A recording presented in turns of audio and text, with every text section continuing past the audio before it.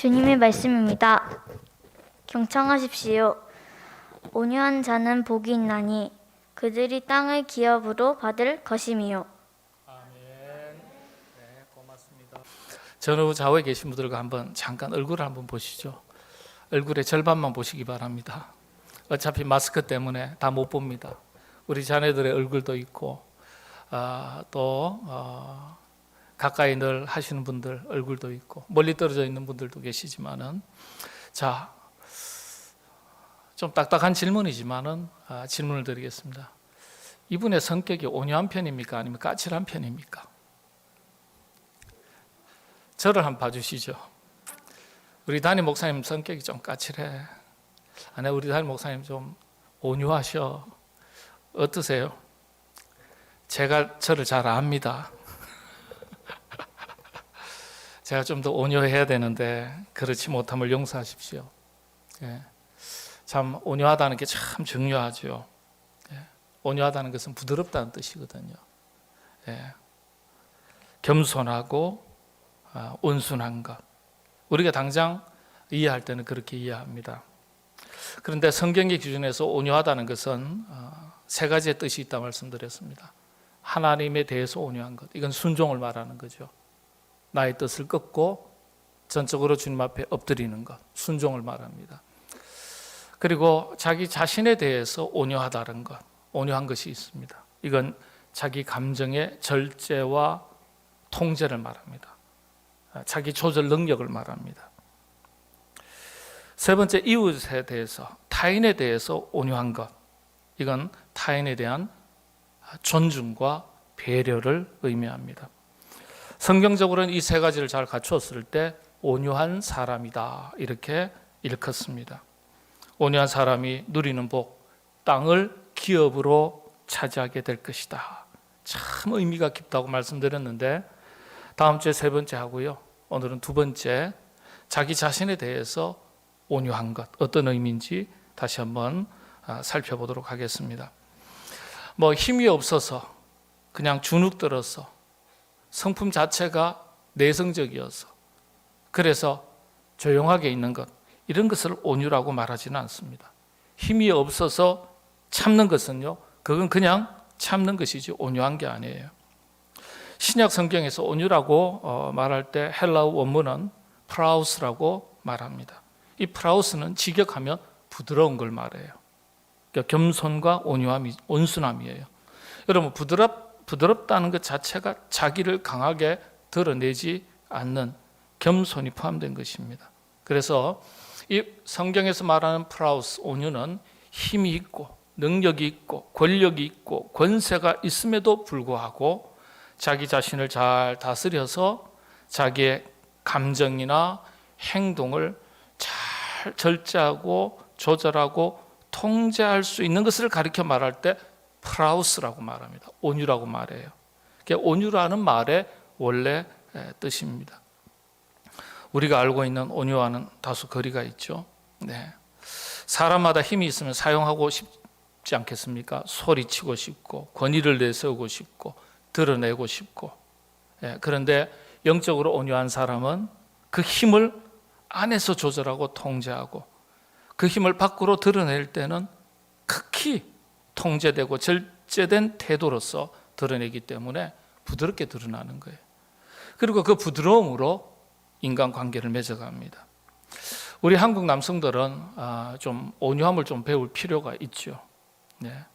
요즘은 많이 달라졌습니다만은 우리 한국 남성들이 대체로 온유하지 못한 때가 많습니다.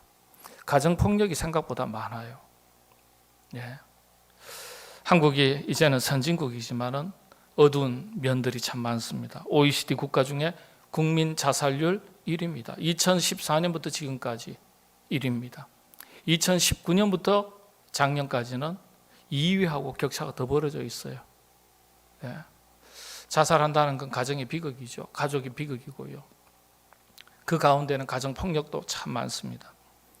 청소년 자살률 1위라 그러지만 실제적으로 1위는 아니에요. 청소년들이 자살을 할 때 청소년 사망을 놓고 볼 때 사망의 원인의 1위가 자살이에요. 황혼 자살률도 OECD 국가 1위입니다. 그리고 이혼율도 1위고 황혼 이혼율도 1위입니다. 단순 비교하면은 1년에 보통 한 30만 쌍이 결혼합니다. 근데 지금 뭐 워낙 결혼을 안 하니까 20몇만 쌍이 되겠죠. 한 중반대쯤 됩니다. 30만 쌍을 기준으로 할 때 결혼을 30만 건, 이혼이 10만 건입니다. 이건 가정 불화를 말하는 거죠.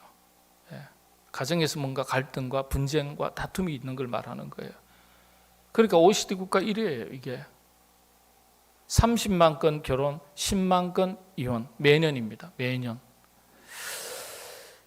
그러니까 우리 한국의 남성들이 온유하지 못할 때가 참 많은데, 가정의 위기가 심각한데 그 원인 중에 가정폭력이 심각한 경우가 많습니다.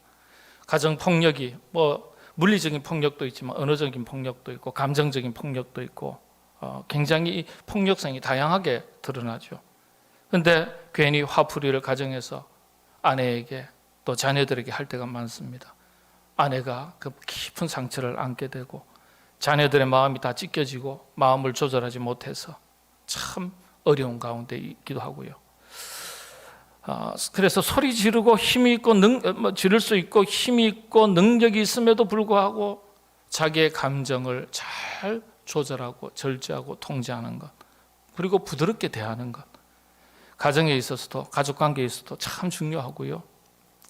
우리 교회에서 성도와의 관계도 중요하고 직장도 물론이고 우리 사회생활도 마찬가지입니다. 팔복 말씀드린 대로 예수님의 인격과 성품을 의미한다 말씀드렸습니다. 그런데 우리 그리스도인에게 이 온유한 성품이 대단히 중요합니다. 왜냐하면 이 온유라는 것이 다른 사람에게 다가가기 가장 적절한 성품이 이 온유한 성품이라고 말합니다. 여러분, 조금 전에 전후좌우에 계신 분들과 한번 얼굴 보셨는데 부드럽고 따뜻한 사람을 가까이 하기가 좋습니까? 아니면 까칠하고 딱딱한 사람이 대하기가 좋습니까? 남편 아내 부부관계, 부모 자식 간의 관계에서도 따뜻하고 부드러운 사람이 대하기가 좋은 거예요. 아무리 가까워도 까칠하고 딱딱하면 내가 낳은 자식이라도 불편해요. 그렇지 않습니까? 제가 지금 마스크 쓰셨기 때문에 막 그냥 네 그래요. 제가 그냥 다 그러신 줄로 알고 듣겠습니다. 그래서 온유한 사람들이 대체로 인간관계가 원만하고 또 원만한 인간관계를 통해서 예수님을 증거하기가 쉽다는 거예요. 이 온유함에 대해서 성경을 살필 때 성경이 가르쳐주는 핵심의 말씀이 잠언서 16장 32절 말씀에 있습니다. 이 생활 속에서 이 온유함이 어떻게 드러나야 되는가 한번 말씀 보실까요? 노하기를 더디하는 자는 힘이 있는 용사보다 낫다 그랬어요. 자기의 마음을 다스리는 자, 조절하고 절제하는 자, 성을 빼앗는 자보다 낫다 그랬어요. 그래서 참 우리가 이 온유한 사람이 되는 것 대단히 중요한데, 자기 마음을 잘 다스려서 감정과 기분을 혈기는 이 분노의 감정이거든요.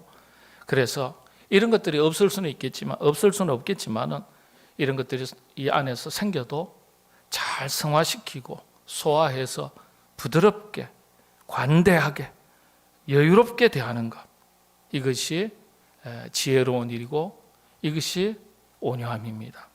우리가 기도할 때 이 점에 대해서 아주 깊이 있게 기도해야 되겠죠. 성령님의 도우심을 구해야 됩니다. 우리 힘으로 잘 안 될 때가 있거든요. 하나님, 저로 하여금 온유한 사람 되게 해 주옵소서. 제가 제 자신을 잘 다스릴 줄 아는 그런 절제가 있게 하시고 믿음이 있게 하시고 분별력이 있게 하여 주옵소서. 이렇게 기도하셔야 돼요. 영적인 깊이는 이런 온유함. 첫째는 순종이라고 말씀드렸어요. 두 번째는 자기 절제. 이런 것들이 뒷받침이 될 때 영적 깊이가 되어가는 것입니다. 우리가 신앙생활 10년, 20년, 30년 뭐 해도 순종과 절제가 뒷받침이 되지 못하면 영적으로 깊이 있는 신앙생활 잘 못합니다. 우리 모두 이런 순종과 절제를 통해서 영적 깊이를 날마다 더해가고 날마다 더욱더 행복해지시는 여러분 되시기를 바랍니다. 구약의 예를 하나 들겠습니다. 신구약 성경을 통해서 가장 온유했던 사람, 부드러웠던 사람, 마음이 따뜻했던 사람, 겸손했던 사람, 온순했던 사람이 누굴까요? 네, 모세입니다. 민수기 12장 3절의 말씀을 보면 모세를 이렇게 이야기합니다. 이 사람 모세는 온유함이 지면에 모든 사람보다 더하더라. 그 어떤 사람들보다도 모세가 제일 온유했다는 거예요. 모세가 위대했던 점이 바로 이 점이에요. 그런데 여러분 보세요. 모세가 40대까지는요 전혀 온유한 사람이 아니었어요. 혈기가 펄펄 끓어 넘치는 사람이었어요. 이 혈기 때문에 살인하고 쫓기는 신세로 밀려나게 됩니다. 하나님께서 보실 때 모세가 온유하지 못했기 때문에 똑똑하고 패기도 있고 지혜도 있고 지식도 있고 능력도 있고 왕자의 수업도 받았지만은 더 이상 사용하실 수가 없는 거예요. 그래서 40세 이후에 80세 될 때까지 이 온유함을 기르도록 하시기 위해서 무려 40년 동안 광야 생활을 하게 합니다. 그리고 나서는 40년 뒤에 마침내 온유한 사람이 되었을 때 확인하시고 하나님께서 모세를 이스라엘의 위대한 지도자로 세우시고 사용하셨습니다. 여러분, 우리도 그래요. 교회도 그래요. 세월이 더해갈수록 그 영적 깊이가 더해가는 교회가 있고 그렇지 못한 교회가 있습니다. 교회가 문제가 될 때 어떤 것이 문제가 되냐 하면요, 어떤 것이 문제가 될 때 교회가 흔들리느냐 하면 온유함이에요. 온유가 뭐예요? 순종과 절제, 자기 감정의 조절, 절제입니다. 교회가 시끄러울 때 대체로 이 두 가지 문제가 성숙하지 못할 때 생깁니다. 뭐 가정도 마찬가지죠. 가정도 뭐 국가도 기업도. 예? 지금 뭐 대선을 앞두고 정당들이 뭐 서로 절제되지 못한 표현들, 그리고 뭐 정쟁이 일어나고 감정이 있는 대로 드러나고 시끄러워집니다. 한때 대그룹 회장이죠. 아들 문제로 시끄러웠던 적이 있습니다. 매스컴에 이름이 올라가고 뉴스에 나오고 아버지가 아들을 대신해서요 폭력을 휘둘렀던 것이 문제가 되었어요. 절제되지 못한 자식 사랑이 너무 지나쳐가지고 대그룹의 지도자답지 못한 감정 표현과 절제되지 못한 행동이 문제가 돼서 가십거리가 된 거예요. 뉴스거리가 된 거예요. 온유가 그렇게 중요한 겁니다. 교회도 혈기 때문에 소란하고 혈기 때문에 상처를 주고받는 경우가 대단히 많습니다. 그래서 목회자들이 목회할 때 경계하고 주의하는 하나의 원칙이 있습니다. 그게 뭐냐 하면 일이나 행사나 교회 여러 가지 사역을 하는 데 있어서 일을 조금 서툴게 해도, 조금 불성실해도, 신앙생활 자체를 좀 게을리해도 그보다 더 심각하게 경계하는 것이 혈기가 드러나는 것입니다. 혈기가 드러나면 그 사람도 그 사람의 주변도 다 상처를 주고받으니까 문제가 되겠지만은 더 큰 문제는 혈기가 앞서면 그때부터 하나님으로부터 멀어지게 되는 것을 성경이 반복해서 가르쳐주고 있습니다. 자, 12지파 12제자 이야기 조금 더 하겠습니다. 구약에는 12지파가 있었고 신약에는 12제자가 있습니다. 딱 비교가 되죠. 12지파는 모든 민족을 대표하는 격이고 12제자는 모든 사람을 대표하는 격입니다. 구약의 12지파를 이루는 그 조상들 중에 12지파 중에 혈기가 제일 많았던 두 지파가 있습니다. 우리 자녀들 중에 이 지파를 맞추면 내가 무조건 선물 드릴게요. 누굴까요? 예수님의 설교 보면 대화식이거든요. 일방적인 선포도 있지만 대화식이에요. 주로 제일 12지파 중에 제일 혈기가 앞섰던 두 지파가 있습니다. 시므온 지파와 레위 지파입니다. 막내 여동생 디나가 이방 족속한테 급탈을 당했는데 칼을 빼들고서 가장 먼저 앞장섰던 두 아들이 시므온과 레위입니다. 옳은 일을 한 것 같지만 이 일로 인해서 야곱 가문이 몰살당할 위험에 빠지게 됩니다. 창세기 34장에 쭉 내용이 잘 나와 있는데요, 제가 조금 읽어드리겠습니다. 시므온과 레위가 각기 칼을 가지고 가서 어떻게 했습니까? 이방 성읍에 가서 그 모든 남자들을 다 죽이는 거예요. 예, 다 죽이고, 예, 하몰도 죽이고, 아들 세겜도 죽이고, 뭐 그냥 뭐 다 죽이고 노략질을 하는 거예요. 노략질. 성읍으로 가서 노략하였으니, 예, 쑥대밭을 만든 거예요. 자, 원수 갚는 것까지는 좋았는데, 아니 동생이 그런 어떤 엄청난 일을 겪었으니 여러분이라면 가만히 있겠어요? 가만히 있을 수가 없어요. 그런데 동생을 범한 사람만 처벌했더라면 싸움이 확전되지 않았을 텐데 혈기 때문에 여기에서 멈추지 않았습니다. 똑같이가 아니죠. 원수를 더 갚는 거예요. 26절을 보면 27절 이렇게 보면은요, 28절만 제가 한번 보겠습니다. 양과 소와 나귀와 그 성읍에 있는 것과 들에 있는 것과 또 29절 그들의 모든 재물, 그들의 자녀와 그들의 아내들을 사로잡고 집 속의 물건들을 다 노략한지라. 아예 그냥 그 범한 그 남성만 처벌한 게 아니라 아예 쑥대밭을 다 만들어 놓은 거예요. 이것 때문에 싸움이 확대가 된 거예요. 큰일 났습니다. 야곱이 이 큰 위기와 근심 때문에 두 아들 시몬, 레위에게 말합니다. 탄식하면서 말하는 거예요. 야, 어떻게 하면 좋겠냐. 34장 30절 시몬과 레위에게 너희 둘이 내게 화를 끼쳤다. 어떻게 하면 좋겠냐. 그 부분에 보면 나와 내 집이 멸망하게 생겼다. 멸망하게. 우리 집안 몰살당하게 생겼다. 그랬더니 그 뒤에 아들이 시몬과 레위가 뭐라 그런 줄 아세요? 아버지, 이방 족속 그놈들이 우리 디나를 그렇게 겁탈했는데 그게 가한 일입니까? 옳은 일입니까? 가만히 놔두는 게 좋겠습니까? 우리가 들었을 때 맞는 말이죠. 당장 듣기에는 아들의 말이 맞는 것 같지만 성경은 이 사건을 통해서 우리들에게 교훈을 주고 있습니다. 옳은 일이든 그런 일이든 어떤 경우에라도 혈기를 앞세우고 드러내는 것이 바람직하지 않다는 것을 가르쳐 주는 거예요. 두 아들의 의분이 잘못됐다는 것이 아니에요. 그러나 그 당시에도 모세율법이 있었습니다. 고대 근동 지방에는요, 모세율법에 준하는 다들 비슷한 율법들이 다 있어서 서로 싸움이나 전쟁이 확대되지 않도록 협상하고 협의할 수 있었습니다. 그게 안 되면 전쟁을 치르는 거죠.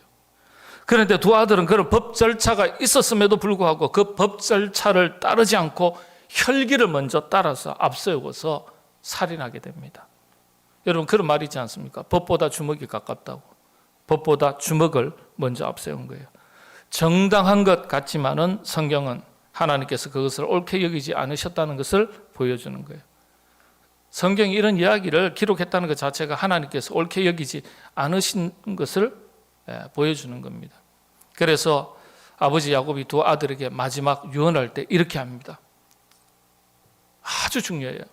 혈기가 많은 사람들이, 이 분을 쉽게 내는 사람들이 정말 가슴에 깊이 새겨둘 말씀입니다.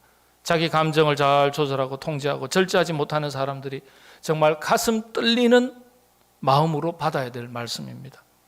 창세기 49장 5절에서 7절의 말씀인데요, 시몬과 레위는 형제요. 그 다음 말이 무서운 말입니다.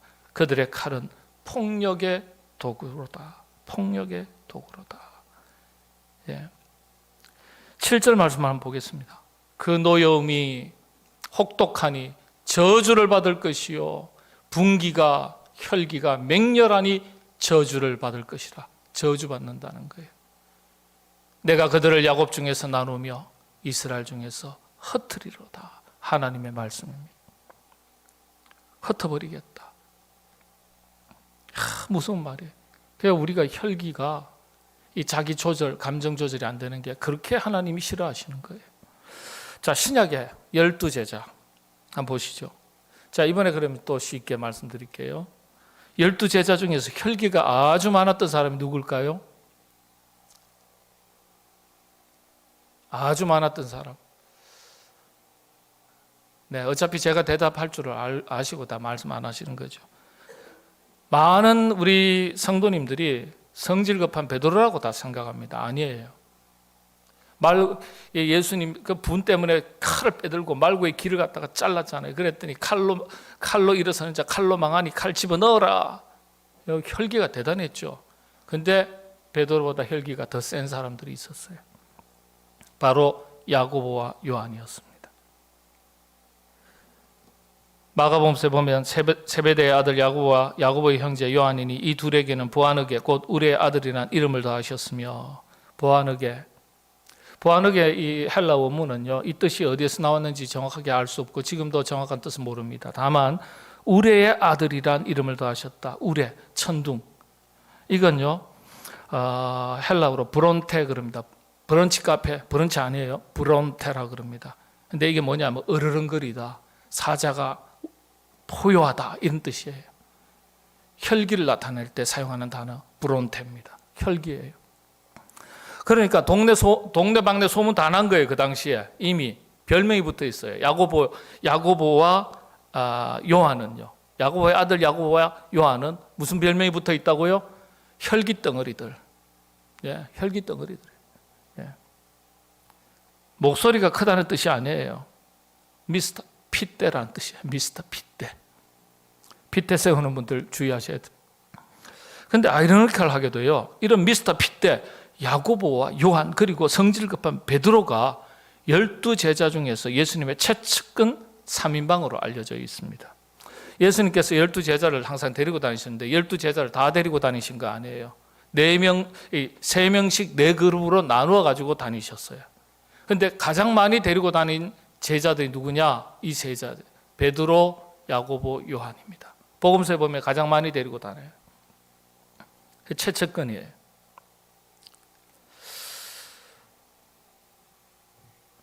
왜 베드로와 야고보, 요한을 데리고 다니셨을까? 예수님의 이름에 먹칠하잖아요. 좀 온유한 사람, 부드러운 사람, 잘생긴 사람, 이런 사람들 데리고 다니면 야, 참 예수님 좋은 사람들하고 다니네. 근데 예수님이 베드로, 야고보, 요한 데리고 다니면 어떻게 하죠? 뭐 저런 자식들하고 저런 놈들하고 아이고 저 누집 자식인데 저 혈기 덩어리들인데 저런 애들하고 어울리고 돌아다니시냐. 그게 유익이 안 돼요. 그런데 왜 예수님은 그 세 사람을 늘 끼고 데리고 다니셨을까요? 왜 그러셨을까요? 성경에는 없지만은요, 제가 말씀을 아무리 둘러봐도 깊이 생각해 봐도요, 답은 하나예요. 예수님께서 데리고 다니시지 않고 끼고 다니시지 않으면 그냥 내버려두면 사고 칠 것 같으니까. 그러니까 예수님께서 흔히 하는 말로 단속하시기 위해서, 단돌이 하시기 위해서 늘 끼고 다니시는 거예요. 어쩔 수 없는 거예요. 그런데 그 혈기가 왕성했던 제자들이 성령님 안에서 녹아지고 다듬어져서 위대한 사도로 쓰임받게 됩니다. 예수님을 만나지 못했더라면 자신의 성질대로 한평생 살다가 세상을 떠났을 사람들입니다. 예수님을 만나고 성령님 만나서 그의 성품과 전 인격이 변했어요. 그래서 이 요한은요, 나중에 무슨 별명을 얻습니까? 우리의 아들 야고보 요한이 아니에요. 사랑의 사도 요한. 별명이 사랑의 사도로 초대교회에 알려집니다. 이야, 하나님의 은혜죠. 그래서 제자들 중에서 가장 장수했던 백세 인생을 살았던 사도로 기록이 됩니다. 말씀을 마칩니다. 개인도 마찬가지고 공동체도 마찬가지고 국가도 마찬가지예요. 혈기가 드러나는 벼랑 끝이 전쟁이에요. 죽고 죽이는 거예요. 교회도 가정도 혈기가 가득한 교회 가정이 되면 하나님으로부터 멀어지게 되고 하나님께서 더 이상 사용하실 수 없는 교회와 가정 그리고 그리스도인 성도들이 됩니다. 초대교회들 가운데 다툼과 분쟁이 많았던 교회에 대해서 하나님께서, 예수님께서 아주 책망하시고 더는 사용하시지 않은 것을 볼 수 있습니다. 여러분, 세상에서 쓰임받는 것은 능력에 따라서 쓰임받지만 하나님 손에서 쓰임받는 것은 다듬어진 성품과 인격이 기준입니다. 여러분, 믿음이 기준이라고 말하지만은 그 믿음이 성숙한 성품과 인격을 뒷받침하지 못하면 하나님께서 쓰실 수 없는 믿음이 되는 거예요. 자기 구원은 이룰 수 있어요. 믿으니까. 그러나 하나님 나라의 일꾼으로서 쓰임받기에는 부족한 것이 되는 겁니다. 그래서 하나님은 이 성숙한 성품과 인격, 특별히 온유함의 성품을 기르도록 하시기 위해서 연단시키시는 거예요. 오늘 우리 자녀들, 이 어지러운 세상에서 참 온유한 자녀로 잘 자라갈 수 있도록 하나님께서 은혜 더해 주시기를 바랍니다. 그리고 저와 여러분, 저부터 우리 감정을 잘 조절해서 속에 속상한 거, 분노, 뭔가 스트레스 다 있어도 성령님의 도우심으로 이 안에서 성화가 되고 녹아지고 다듬어져서 드러날 때는 따뜻하게, 드러날 때는 부드럽게, 그래서 다른 사람과 좋은 관계를 맺어가면서 주님을 전할 수 있는 그런 멋진 하나님의 사람들 다 되시기를 바랍니다.